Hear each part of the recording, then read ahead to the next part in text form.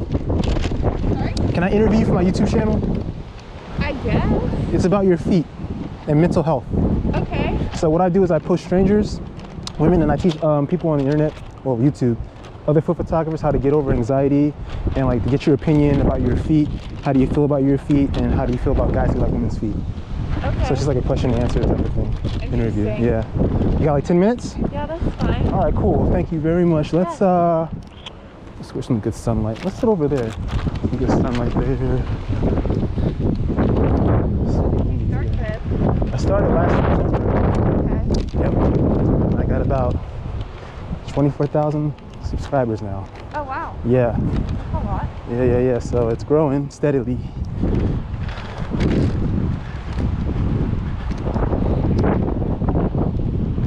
Let's see. The sun is right there. That's perfect.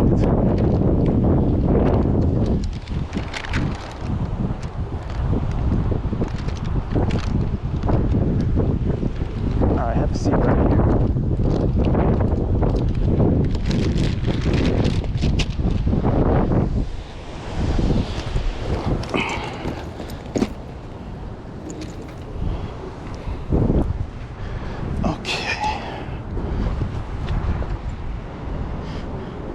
All right, what just happened just now? How do we get to this moment? I was walking around campus and you just asked me if you could interview me. Right. So I thought, why not? I don't have anywhere to be. Okay, what's the subject matter about? Feet? You're right, and mental health. And mental health? Yeah. Why did you say yes to the interview? I'm a journalist, so usually when people ask to interview me, I just say yes. Okay. Because I want people to say yes when I ask to interview them. So. That's good. So you empathize with my mission. All right, perfect. How did you think about my approach then, as a journalist? You were nice. Mm-hmm. I thought the topic was kind of weird. Yeah. About feet. Why is that weird? I'm not sure. I guess there's a stigma around feet. Yeah. You know? I was actually just talking with my roommate about it the other day. Like, really? Okay. people who, I don't know, like feet. It's just seen as weird for whatever reason. Where do you think that stigma comes from? Oh man, I really don't know, honestly. Mm-hmm. I think there's a lot of stigma around like foot fetish. I think like growing up, like that was always deemed like a really weird thing, like weirder than like other fetishes per se, but I don't know why. Okay. Yeah. Have you ever gotten compliments on your feet before? Yes. Yeah? Oh, you say it like you've had it a lot. Is that true? Well, I'm a dancer also, so okay. People tell me I have good arches, and I think it's from dance, and okay. I know how to, articulate and work my feet and stuff. So. Your compliments, does it come from men or from women? Both. Both? Okay. How do you feel when a man gives you a compliment about your feet? Definitely more like uncomfortable than when a woman does. Why is that? Because it's a man, I guess. I mean, I think it goes back to the whole stigma around foot fetishes, and a lot of times when women get compliments from men, it's seen as more of like a sexual sort of way, as opposed to just like, oh, like maybe they just think I'm pretty, or they think my feet are pretty, or whatever. It's seen as more like condescending almost, or kind of like, Condescending? Really? Yeah. Why condescending? I don't know. These are good questions because they're making me think. I don't know. That's just how I seem to perceive it. Yeah, because a compliment, I mean, it's designed to make you feel good. Yeah. You know?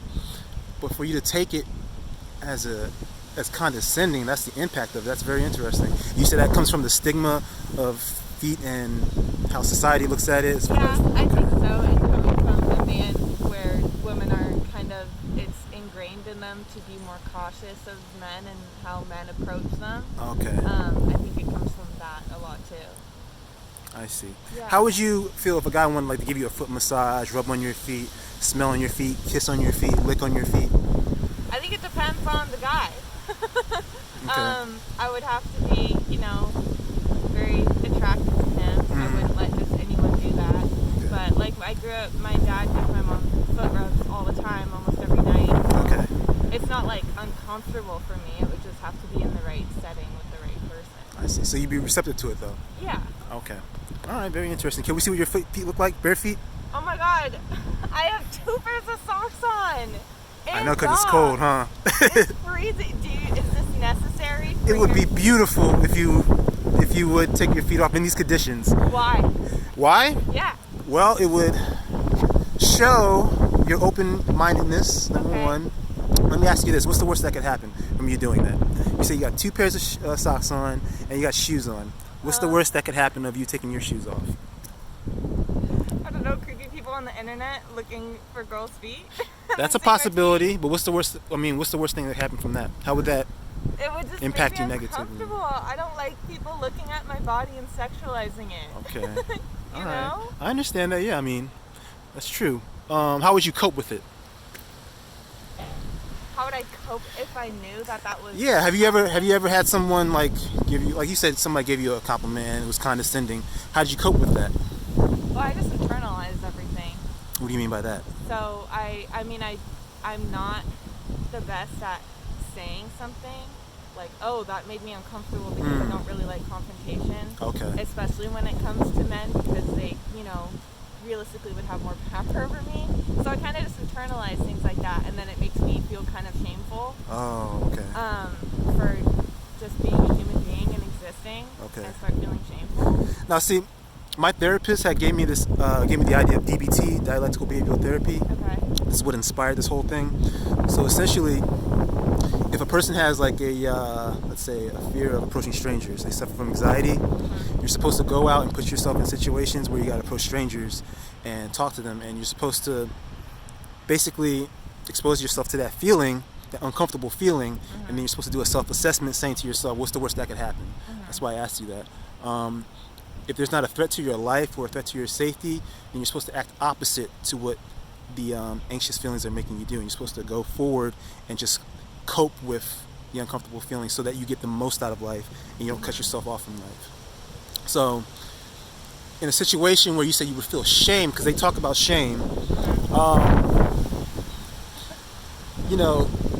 something like that is out of your power. How somebody responds, like, okay, if I put this video on the internet, creepy guys are going to look at your feet.